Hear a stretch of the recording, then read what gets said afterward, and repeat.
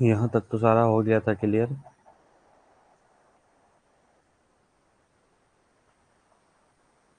चलिए आज यहाँ से स्टार्ट करते हैं 129। The UCS of a limestone sample is 80 MPa.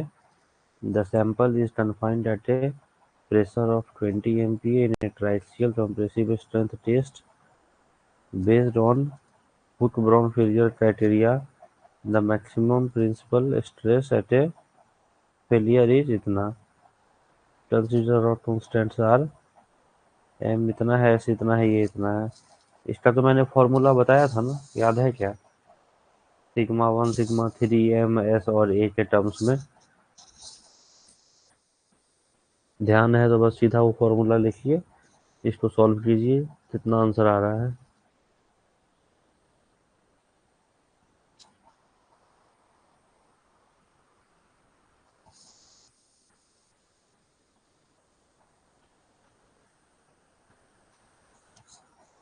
Formula मैं लिख देता हूँ दोबारा, अगर नहीं ध्यान है तो। Sigma 1 equal to sigma 3 plus sigma C आई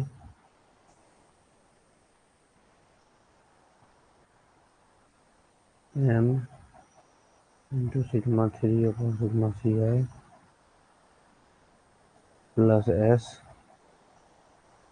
के पावर a। ठीक है, इस क्वेश्चन में दे दिया है क्या क्या। सिग्मा सी आई दे दिया है 80, सिग्मा 3 दे दिया है 20,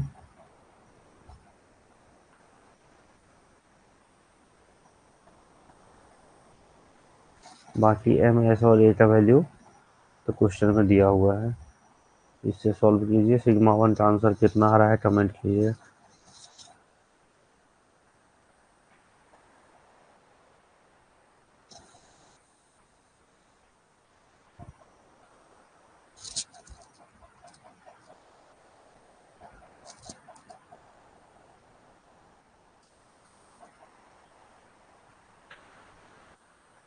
इसको सॉल्व कीजिए, आंसर बताइए।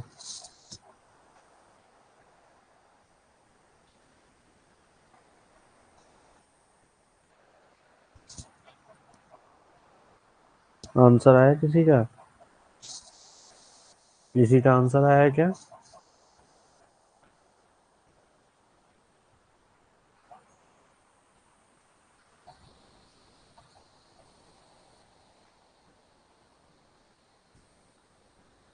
चलिए ठीक है, बाकी लोग भी ट्राई कीजिए। एक आदमी का तो सही है आंसर, बाकी लोग भी ट्राई कीजिए। और कोई कितना आ रहा है?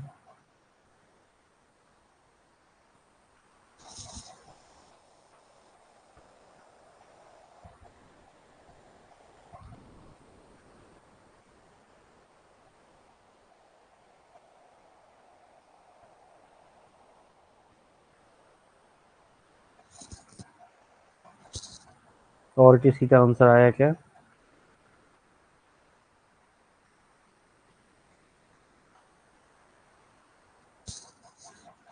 और कोई अटेम्प्ट नहीं कर रहे हैं क्या सॉल्यूशन?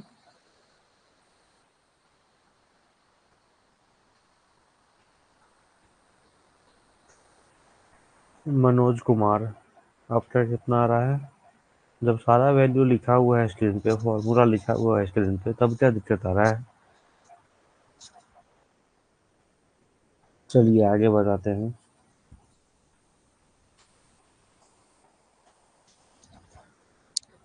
अब इसमें एक चीज और बताता हूँ आप लोग को, ये समझिएगा, ठीक है?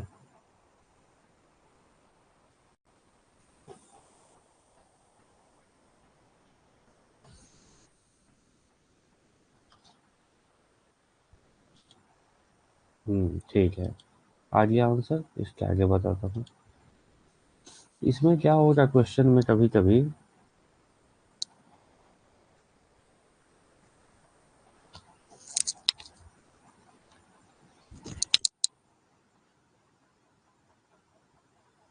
ये जो m है ना इस फॉर्मूले में, ये एम बी है। अब ये एम बी का क्या लफड़ा है अभी बताता हूँ आपको।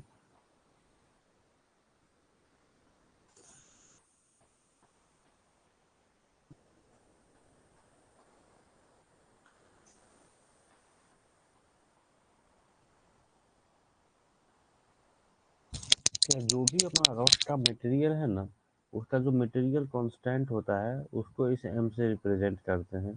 ठीक है, तो एम आई जो है, एम आई ये हो गया इंटैक्ट रॉड के लिए, इंटैक्ट रॉड के लिए। ठीक है, मतलब जो इंटैक्ट रॉड रहता है, जैसे रॉड सैंपल वगैरह का टेस्ट करते हैं उसका, रॉड मास नहीं। और एम बी जो है, ये एक रिड्यूस्ड वैल्यू होता है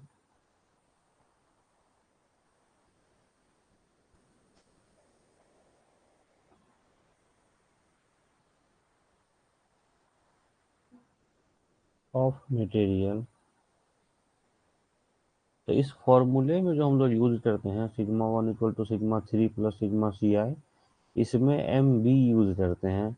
मतलब जो रॉक मास का रिड्यूस्ड वैल्यू होता है ना, वो यूज करते हैं। तो कभी कभी क्वेश्चन में क्या करेगा, अगर डायरेक्ट एम बी दे दिया, देखिए अगर ऐसा कुछ एम बी एम आई नहीं लिखा है, सिर्फ एम लिखा है, तब तो आप डायरेक्ट उसको फॉर्मूला में डाल के यूज कर लो।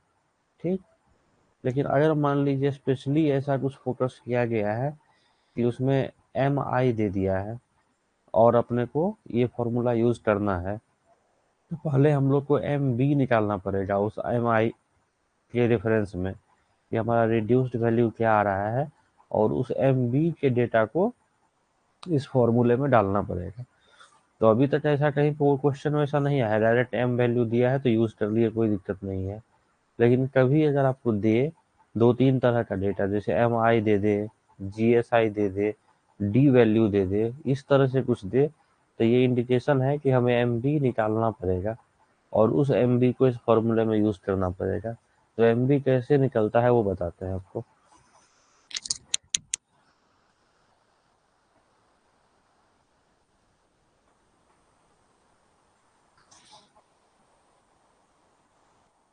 M B equal to M I into exponential, मतलब ई to the power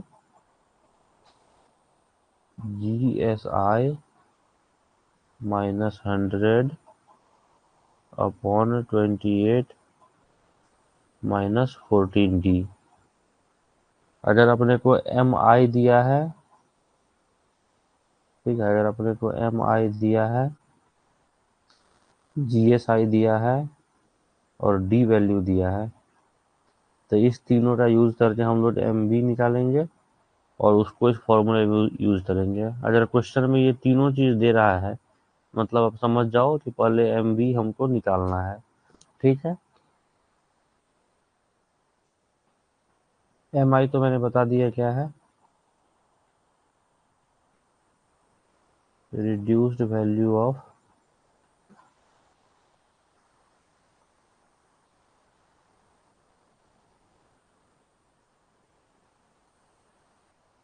material.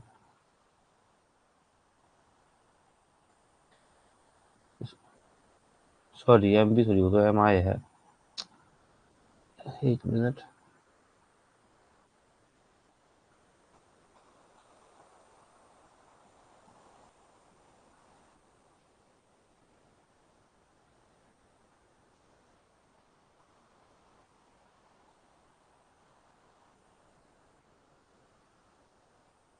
Material constant for intact rock, है ना। एम आई जो है ये इंटैक्ट रॉक का मटेरियल कांस्टेंट है। जी आई है जियोलॉजिकल स्ट्रेंथ इंडेक्स। ये आपको क्वेश्चन में डायरेक्ट दे देगा कि स्ट्रेंथ इंडेक्स क्या है उस रॉक मास का, है ना। ये सीधा वैल्यू दे दिया जाएगा। और डी है आपका डिस्टरबेंस फैक्टर।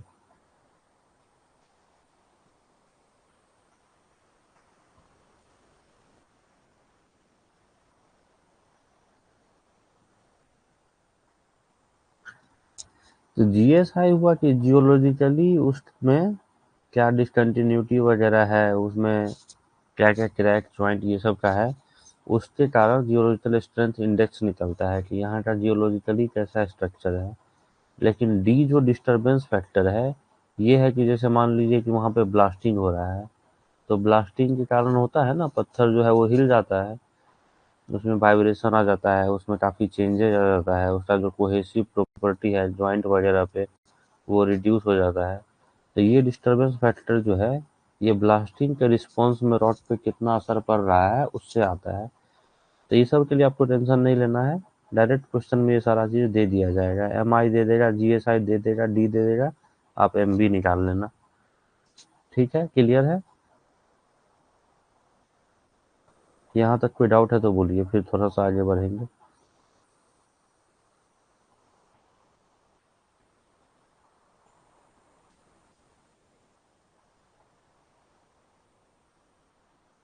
यहाँ तक कोई डाउट है क्या?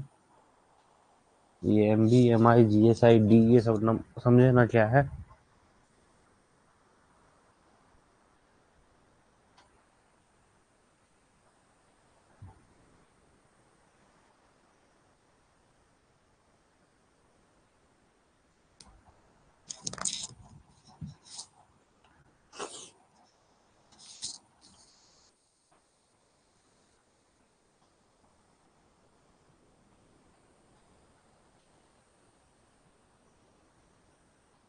फॉर्मूला में देखिए ना, वहाँ लिखा है ना नीचे, ऊपर है जी एस आई और -100, और नीचे है 28 -14 डी।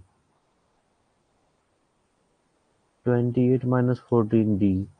क्या ये अच्छे से नहीं लिखा हुआ है तो मैं, ध्यान दीजिए।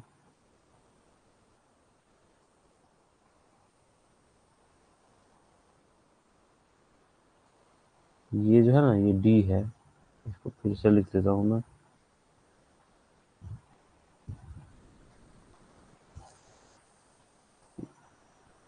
ये है डी, दिखा?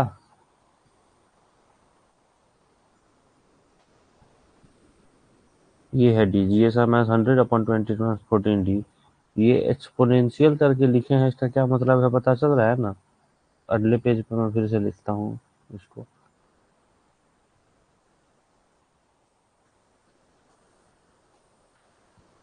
M B equal to M I exponential, exponential मतलब ई टू द पावर, ई के पावर में,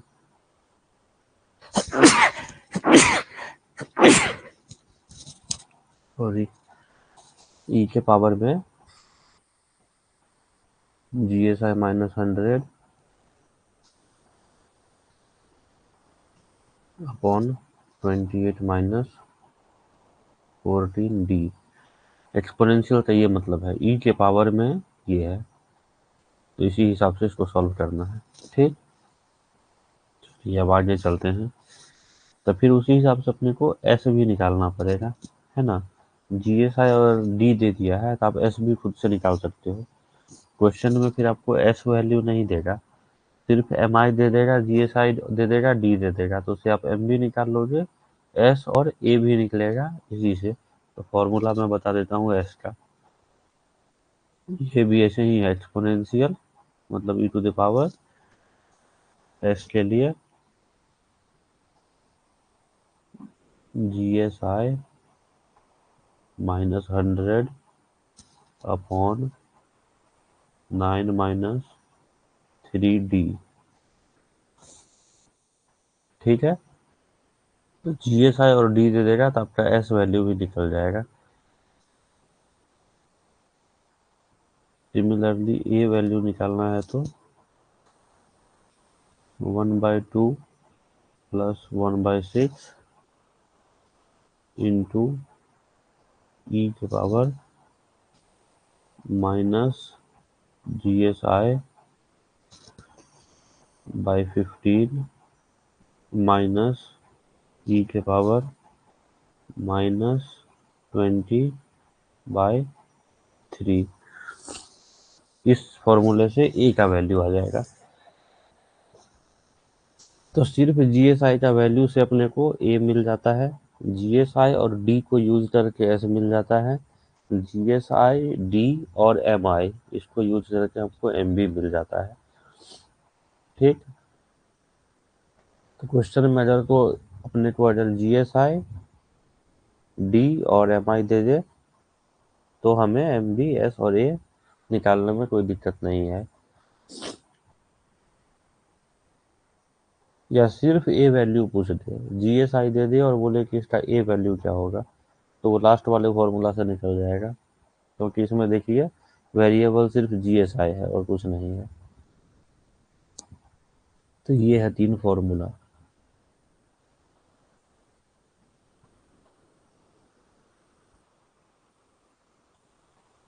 कोई दिक्कत है? नहीं है तो देखिए अभी एक मजे का चीज बताता हूँ। अभी तक आप लोग ध्यान दिए होंगे, हम लोग जो भी क्वेश्चन बनाते थे ज्यादातर जगह दिखता था अपने को A का वैल्यू 0.5 क्वेश्चन में दिया रहता था। वैसा जरूरी नहीं है, लेकिन आप ज्यादातर देखते होंगे। तो देखिए जनरली एक आइडियल कंडीशन में क्या होता है ना, ये लोग GSI को 100 यूज करता है क्वेश्चन बनाने के लिए, क्वेश्चन फ्रेम करने के लिए, ज़्यादा कॉम्प्लेक्स ना हो कैलकुलेशन, इसलिए ये लोग क्या करता है, GSI को 100 यूज करता है।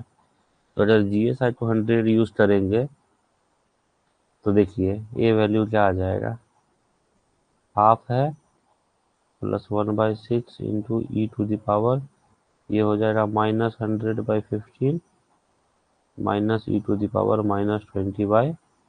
-20/3। देखिए इसको कैंसिल कर देंगे 5 से, 5 3 जा 15 20, तो ये भी हो गया E⁻-20/3, ये भी हो गया E⁻-20/3, माइनस करेंगे तो ये टोटल में हो जाएगा 0। तो ए का वैल्यू, ये सब 0 हो गया, ए का वैल्यू हाफ हो जाएगा, मतलब 0.5। आप देखते होंगे ज़्यादातर क्वेश्चन में ए का वैल्यू 0.5 दिया जाता है। सिमिलरली दूसरे वैल्यू पे क्या असर पड़ेगा देखिए, एस, एस क्या है, एक्सपोनेंशियल। GSI अगर 100 लेते हैं तो 100 - 100 अपॉन 9 - 3D, ये पार्ट हो गया 0। तो E⁻, 0, तो S का वैल्यू हो जाएगा 1।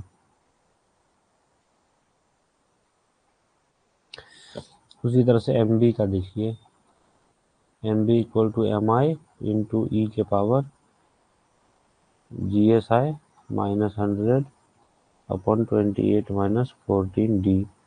ये GSI का वैल्यू जैसे ही 100 लेंगे, ये 100 - 100 कैंसिल आउट होके ये चीज़ भी 0 हो जाएगा। E⁻0 1 होता है, तो देखिए MB इक्वल टू MI होता है।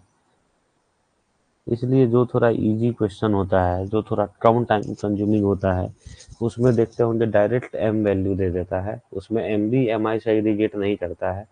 क्यों?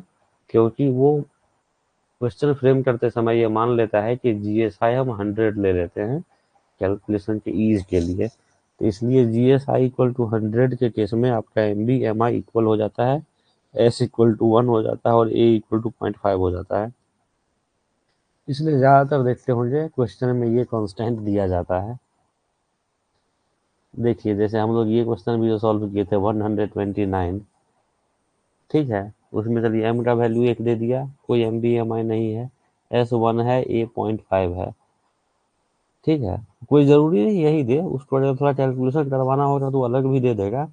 बट ज़्यादातर देखिएगा जो ऐसा एग्जाम होता है जिसमें क्वेश्चन में मुश्किल से अपने को 2 मिनट मिलता है, तो उसमें ये चीज़ करता है।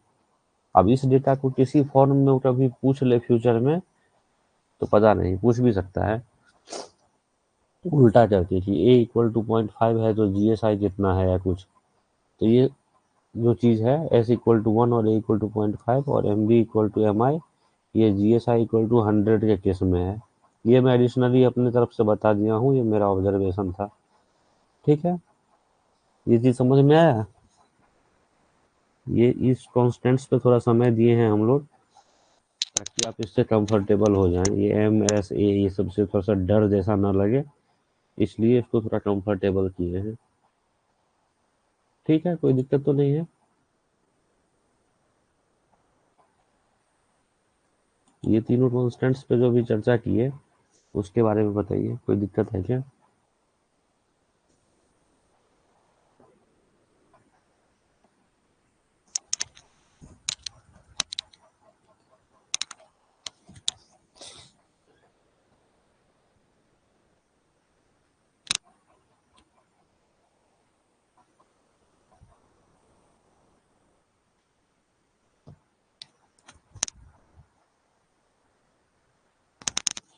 चलिए, अच्छी बात है।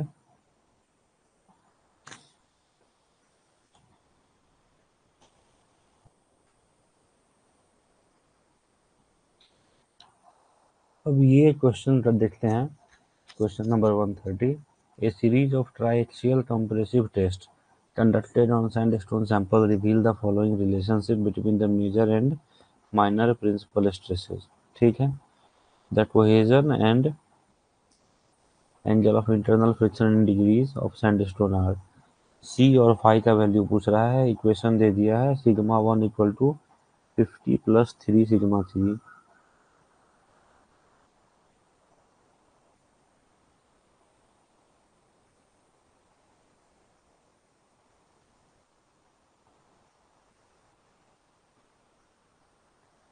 Sigma 1 equal to 50 plus 3 sigma 3।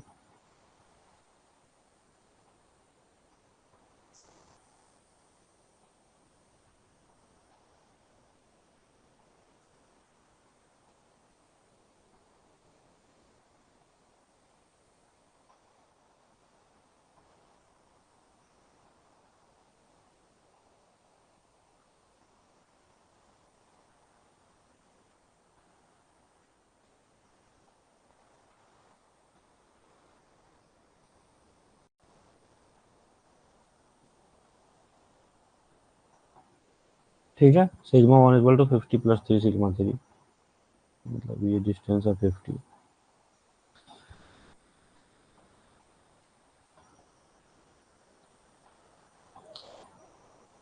तो हम लोग आपको बताए थे sigma 1 equal to A plus B sigma 3, तो इस हिसाब से ए हो गया 50, ठीक है, और बी हो गया 3। कोई डाउट नहीं है, ये तो बार बार बता चुका हूँ मैं, इस फॉर्म में लिखते हैं।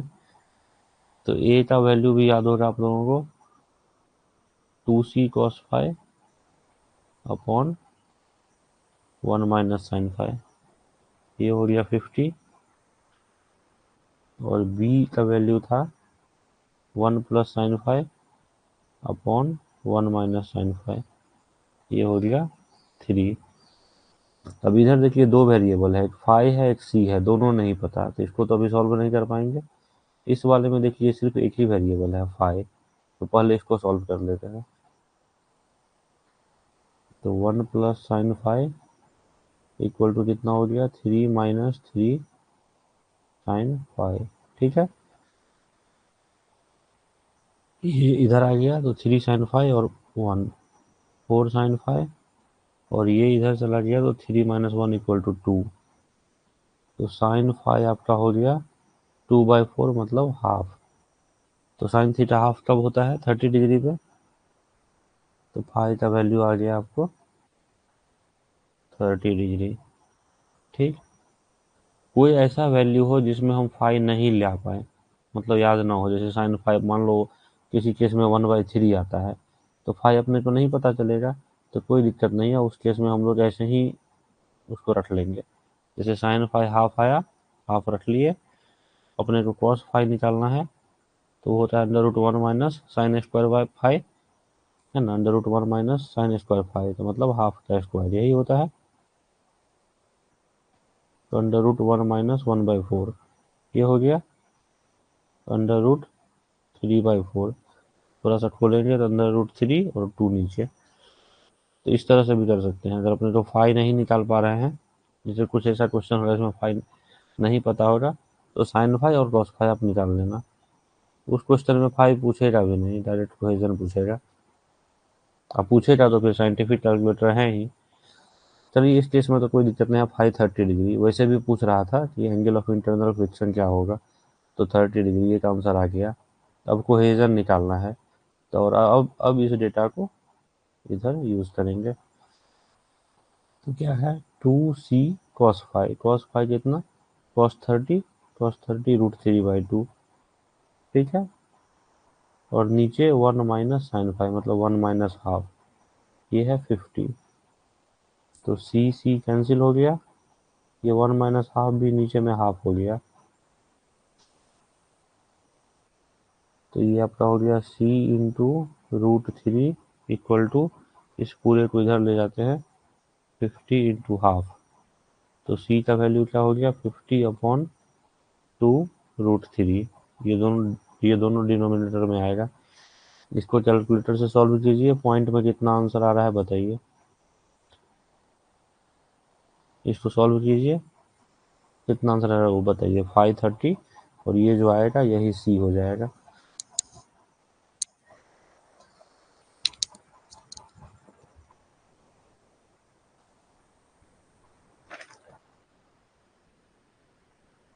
ठीक है, 30 डिग्री और 14.43 सही है।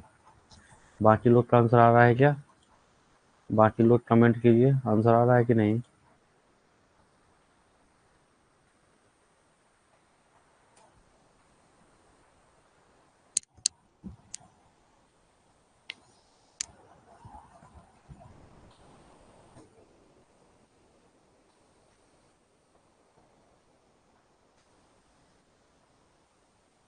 बाकी लोग बहुत धीरे रिस्पॉन्ड कर रहे हो, इस क्वेश्चन में क्यों इतना समय लग रहा है? आंसर लिखो मनोज, कमेंट बॉक्स में आंसर लिखो कितना आ रहा है ना, सिर्फ यस नो नहीं, आंसर लिखिए।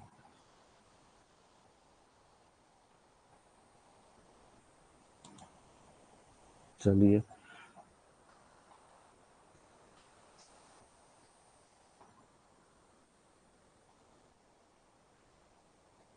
अगला क्वेश्चन है, in the uniaxial compressive and tensile strength of a limestone samples are 80 MPa and 10 MPa respectively.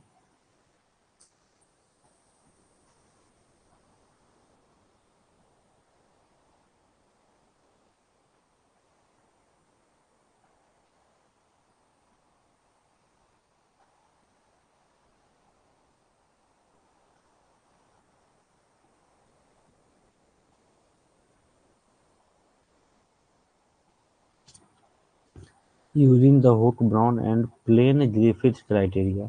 अब इसमें देखिए एक नया फॉर्मूला पूछ रहा है, प्लेन ग्रिफिथ क्राइटेरिया। मैंने बोला था ना 10 तरह का साइंटिस्ट 10 तरह का फॉर्मूला इसमें दिए हुए हैं। तो ये सब क्वेश्चन फालतू का टाइम कंज्यूमिंग है, क्योंकि अब कितना फॉर्मूला आदमी याद रखेगा, सही बात है। तो ये सब है, ठीक है, अगर याद है तो ठीक है, बाकी ये सब टाइप का क्वेश्चन एक ही पार्ट सॉल्व करने लायक है। अब ये प्लेन ग्रिफिथ क्राइटेरिया पूछ रहा है, इसका एकदम डिफरेंट फॉर्मूला होता है, ठीक है। अभी तो उसको बता दिया जाएगा, लेकिन उतना याद रखना पॉसिबल नहीं है। तो ठीक है, हुक एंड ब्राउन वाला एटलीस्ट आप लोग को क्लियर होना चाहिए। प्लेन ग्रिफिथ का भी कैलकुलेशन के लिए कर लेंगे। Estimate the maximum principal stresses at failure for two triaxial strength tests in which the confining pressure was fixed at 20 MPa। इसमें दो अलग अलग टेस्ट किया है, एक हुक एंड ब्राउन क्राइटेरिया से किया है, एक प्लेन ग्रिफिथ क्राइटेरिया से किया है, ठीक है। उसके बारे में पूछ रहा है, एम वैल्यू एस और ए दे दिया है। तो ठीक है, हम लोग एक क्राइटेरिया से तो पहले करें, फिर दूसरे से करेंगे। तो फर्स्ट क्राइटेरिया करने में क्या है, अपने को सिग्मा 3 दे दिया है, दोनों में कन्फाइनिंग प्रेशर 20 MPa। तो सिग्मा 3 20 हो गया, सिग्मा 1 80 दे ही दिया है, ठीक है। एम बी एस और ए अपने को पता है, ठीक। तो यही क्वेश्चन तो हम लोग पिछली बार भी जो 150 129 में जो किए थे उसमें भी यही है, 80 है और 20 है ना। वो जो यूनिएक्सियल कंप्रेसिव एंड टेंसाइल दिया है, तो अपने को कंप्रेसिव से मतलब है, और टेंसाइल वो ग्रिफिथ क्राइटेरिया में यूज होता है, अभी उसका यूज नहीं है।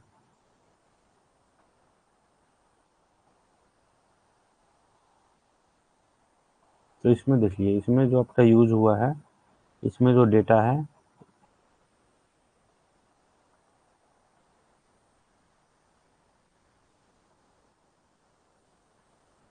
इसमें जो दिया है 80 MPa, यहाँ 20 MPa, और ये जो तीनों कांस्टेंट है ये एग्जैक्टली वही है जो इस क्वेश्चन में दिया है, 80, 20 और ये तीनों कांस्टेंट्स।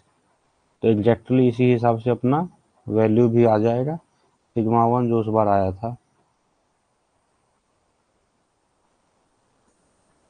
157.9 आया था ना उस बार, तो इस बार भी वही होगा। तो अपना जो है हुक ब्राउन क्राइटेरिया से 157.9 आ गया। अब ग्रिफिथ क्राइटेरिया से एक बार कैलकुलेट करते हैं। एक बार कैलकुलेट करिए, इसको वापस भूल जाइए, ऐसा 50 तरह का क्राइटेरिया याद रखना पॉसिबल नहीं है।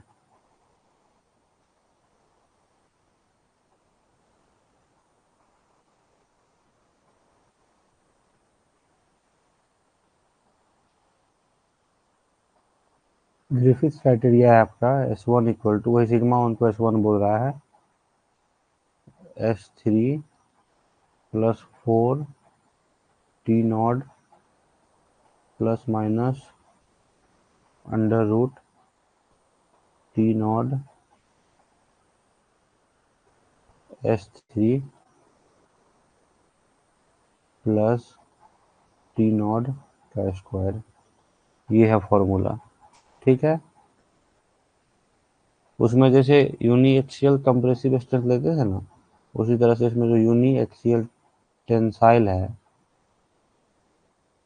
उसको T0 से रिप्रेजेंट किया है, जो क्वेश्चन में दिया हुआ था वैल्यू, जिसको हम लोग उस समय यूज नहीं किए थे। देखिए वो 10 MPa जो दिया हुआ है ये वाला,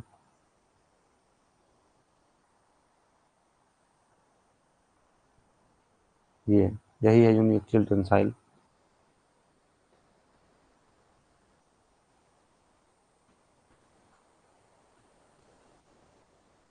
ठीक है, तो S1 हो जाएगा अपना, S3 तो पता है 20 सिग्मा 3,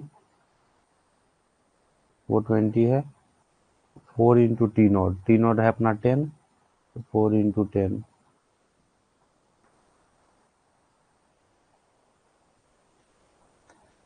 और सिग्मा 1 है तो अपन हम लोग तो प्लस लेके ही आगे बढ़ेंगे। T0 10, S3 है 20, T0 का स्क्वायर 100, तो क्या हो जाएगा 20 प्लस 40 प्लस अंडर रूट में 200 और एक 300, तो 60 प्लस 10 रूट 3, तो 60 प्लस,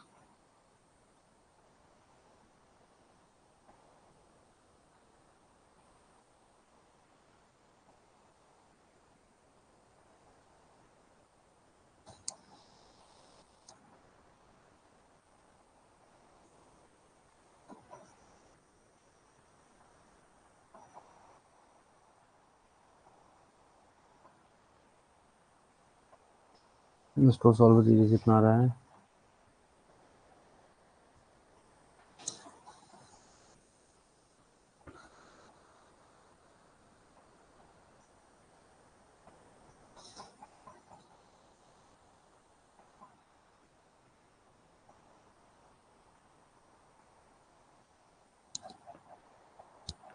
सॉल्व करिए इसको कितना आ रहा है।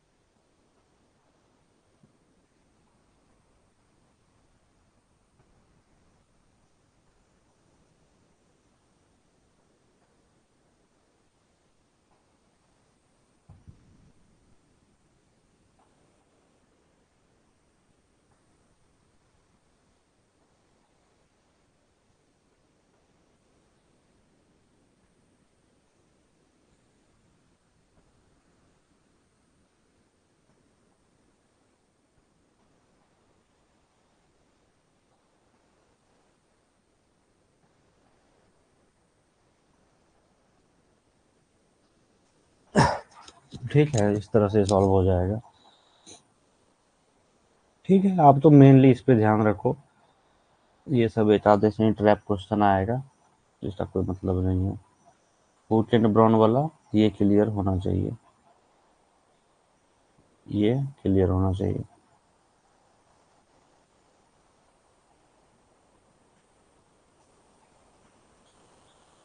अब ये क्वेश्चन देखिए, ग्राफ बना के दिया है, इसमें मैं हिंट करता हूँ, इनिशिएट आप लोग खुद करोगे। The following plot is developed for a rock type after a series of triaxial test. ठीक है, एक सीरीज ऑफ ट्राइक्सियल टेस्ट बना, उससे ये आया।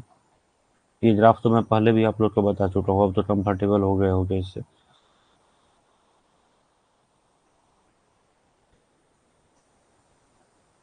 Compressive strength and tensile strength of that rock type respectively are. इसका कंप्रेसिव स्ट्रेंथ और tensile strength पूछ रहा है, ये बताओ आप लोग ही। कंप्रेसिव का क्या मतलब है, टेंसाइल का क्या मतलब है? अरे यार कैसा डायग्राम बन गया। कंप्रेसिव का क्या मतलब है, टेंसाइल का क्या मतलब है, ग्राफ में उसको कैसे शो करते हैं, ये सब मैं पहले बता चुका हूँ।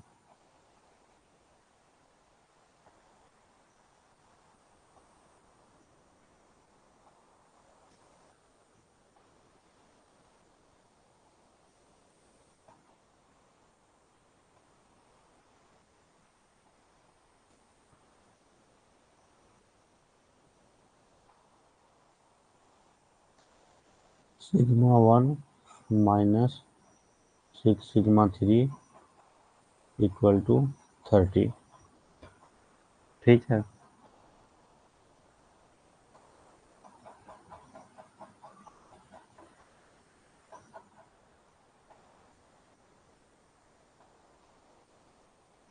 ये सिग्मा 1 एक्सिस है, ये सिग्मा 3 एक्सिस है। ठीक है,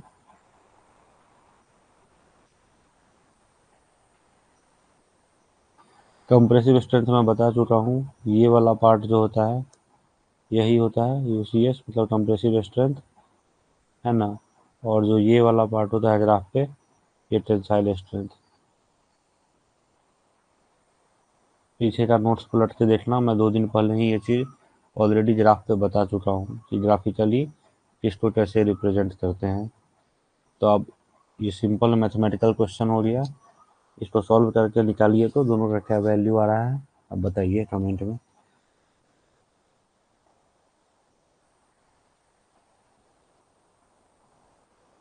तो देखिए कभी कभी क्या करता था, इसी क्वेश्चन को इस तरह से लिखता था, sigma 1 equal to 30 plus 6 sigma 3, वही चीज़ तो है। और अपने से कभी कभी सी और फाई पूछ देता था, है ना। तो इस तरह से देखिए, कभी भी सी और फाई पूछे तो अपने को वो दोनों फॉर्मूला लगाना है, A equal to 2c cos phi upon 1 minus sine phi, और B equal to 1 plus sine phi upon 1 minus sine phi, है ना। Sigma 1 equal to A plus B sigma 3 लिख के। अगर सी और फाई पूछे तो ऐसे करना है, यहाँ ये सब की भी ज़रूरत नहीं है, अपने को सीधा यहाँ कंप्रेसिव स्ट्रेंथ और टेंसाइल स्ट्रेंथ पूछ रहा है। ठीक है, तो सीधा देखो, मैं यहाँ बता चुका हूँ ना कि इस ग्राफ पे जो ये एक्सिस है, ये डिस्टेंस है, यही यूसीएस है। तो इस इक्वेशन में यहाँ पे सिग्मा 3 जीरो है ना, ये कोऑर्डिनेट एक्सिस है 0, 0। तो यहाँ पे सिग्मा 3 जीरो है इस एक्सिस के हिसाब से। यहाँ का कोऑर्डिनेट क्या है, जो यूसीएस होगा वो तो वैल्यू निकलेगा, लेकिन इसका जो एक्स कोऑर्डिनेट है वो जीरो है यहाँ पे। एक्स जीरो है और वाई कुछ होगा, वही वाई अपने को निकालना है।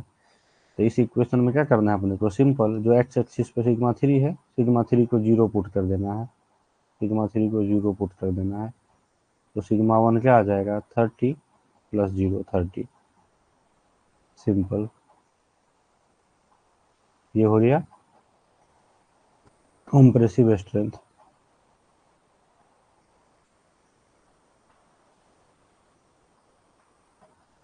ठीक, अब फिर इसी इक्वेशन में क्या करेंगे, sigma 1 equal to 30 plus 6 sigma 3, इसी में जब हमको ये पॉइंट निकालना होगा, है ना, तो यहाँ पे क्या है, एक्स का कुछ वैल्यू होगा और यहाँ पे वाई जीरो है। वाई जीरो है मतलब सिग्मा वन जीरो है इस वाले इक्वेशन में, तो सिग्मा वन को जीरो कर दिए, zero equal to 30 plus sigma three, तो सिग्मा थ्री क्या हो गया -30/6, -5 हो गया। ये ऑलरेडी दिखा दिया है कि ये नेगेटिव साइड में है ना, इसलिए माइनस है। इसका मैग्नीट्यूड जो सिग्मा थ्री का हो जाएगा वो 5 हो जाएगा।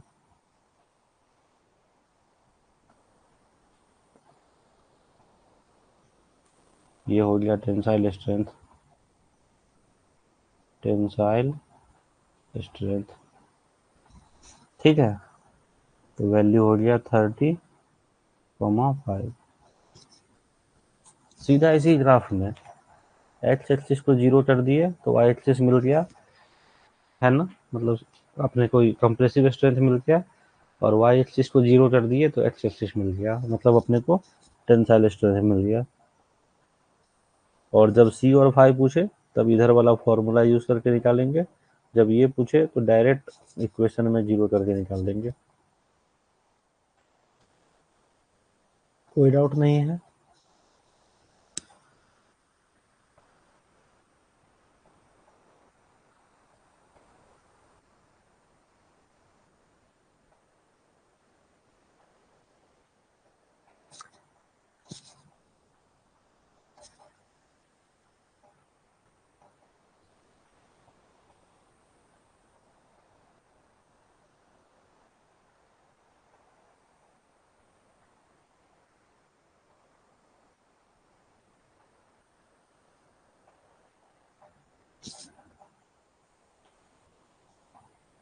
चलिए बढ़िया बात है।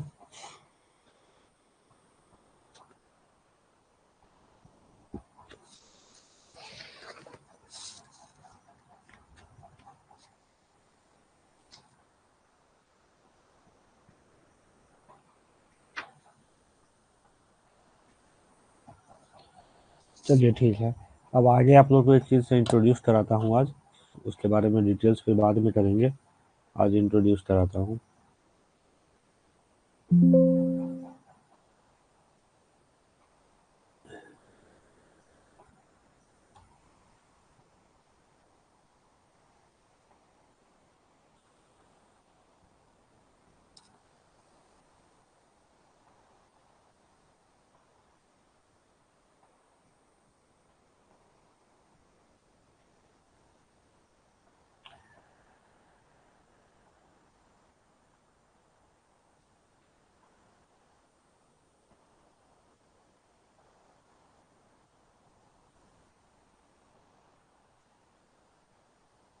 स्ट्रेस अराउंड सर्कुलर ओपनिंग, है ना, उसमें ऐसा रहता है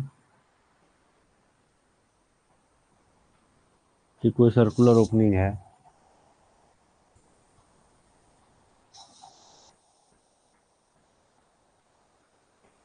इसका मान लीजिए दे दिया रेडियस ए है,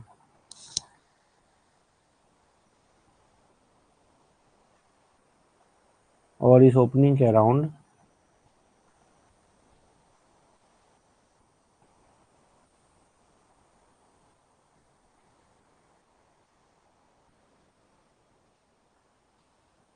एक डायरेक्शन में प्रेशर आ रहा है पी नॉट, मान लीजिए, और दूसरे डायरेक्शन में इसी का कुछ भी रेशियो में आएगा तो उसको हम लोग के पी नॉट बोल देते हैं। दोनों का जो रेशियो होगा वो के होगा, है ना, वो इसी के यहाँ जैसे बढ़ेगा उसी हिसाब से इसके दूसरे डायरेक्शन में भी बढ़ेगा। तो अपने को इसका स्ट्रेस निकालना है किसी दूसरे पॉइंट पे, सर्कुलर ओपनिंग से बाहर किसी दूसरे पॉइंट पे, मान लीजिए यहाँ पे निकालना है।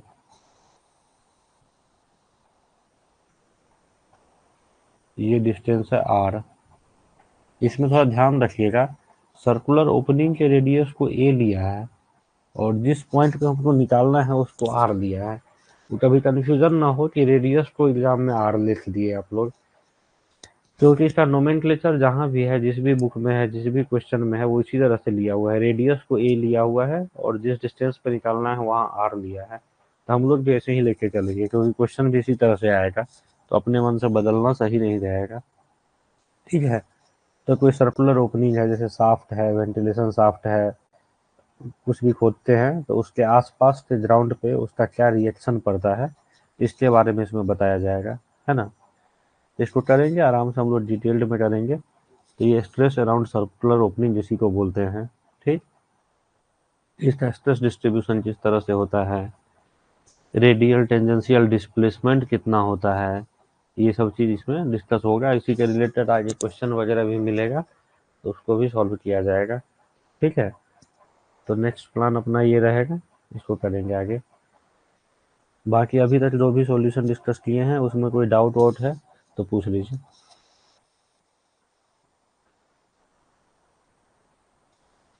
अब तो काफ़ी कुछ हम लोग पढ़ लिए हैं इसमें जियो मैकेनिक्स में। मतलब अब क्या है, चैप्टर ये टॉपिक कुछ कंफर्टेबल लग रहा है कि नहीं।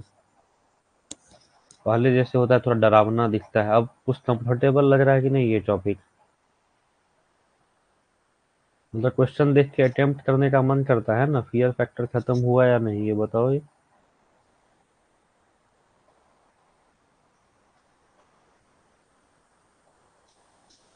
बहुत बढ़िया। ठीक है, इसी तरह से ये टॉपिक भी हम लोग करेंगे अच्छे से, स्ट्रेस अराउंड सर्कुलर ओपनिंग, है ना। ठीक है, फिर चलिए आज तक इतना ही रखते हैं, बाकी नेक्स्ट क्लास में। Thank you.